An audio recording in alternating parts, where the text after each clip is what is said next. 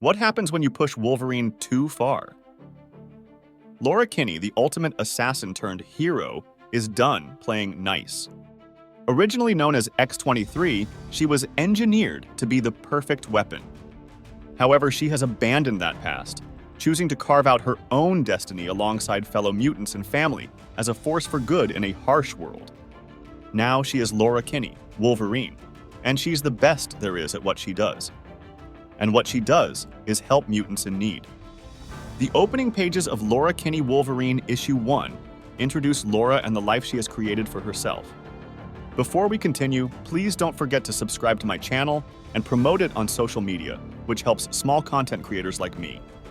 In the first few pages, we see that she has formed friendships with several other mutants as they attempt to lead ordinary lives away from the militaristic X-Men.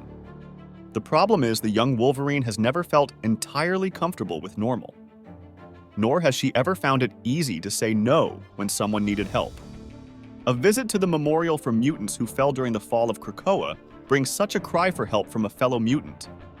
The mutant Laura encountered had left a note in a tree, pleading for anyone to help her find her missing loved one, Ivan, who appears to have been taken to Dubai against his will because of his mutant gift.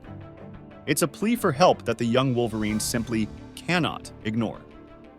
This compels her to journey across the globe. It's a world Laura Kinney knows all too well, shaped by her own painful experiences, a nightmare she refuses to let anyone else endure. In Dubai, Laura crosses paths with an intriguing young mutant named Polly, who operates Oasis, a sanctuary for mutants. We discover that Polly's mutant ability allows her to sense other mutants within her immediate surroundings. When shown a photo of Ivan, Polly admits she hasn't encountered him, but offers to take Laura to a local mutant hangout, rumored to be a place where mutants often vanish.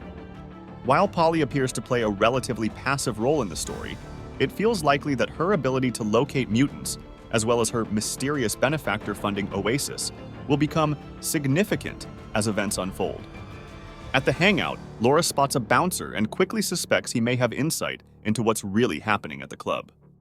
She launches an attack on him, assuming he would be an easy out, only to discover he's a mutant with shape-shifting powers, which he uses to grab her mid-air and crush her in his grip. But even as the bouncer squeezes her, Laura calmly unsheathes her foot claws, slicing through his wrists before targeting his tendons with precision. After incapacitating the bouncer, Laura interrogates him and uncovers that a madam is holding Ivan and other valuable mutants captive at none other than the Burj Khalifa.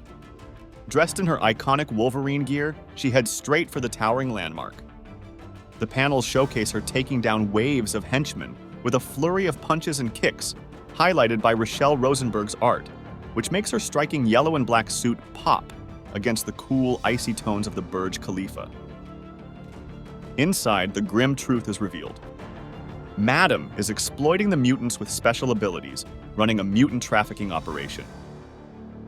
Laura presses on and confronts the Madam, who is introduced as Cybele, a Morlock mutant with acid-wielding powers, making her debut in this story.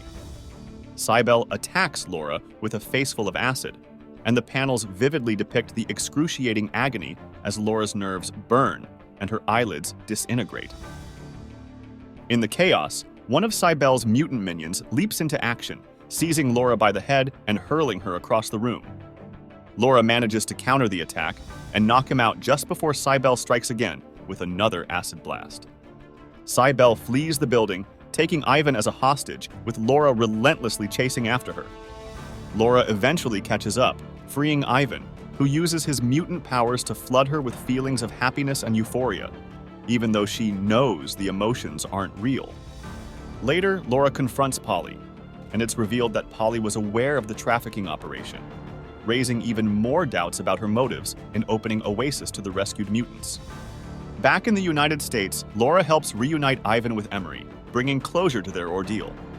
She mentions that more notes pleading for help and reporting suspicious activities affecting mutants were left in the tree.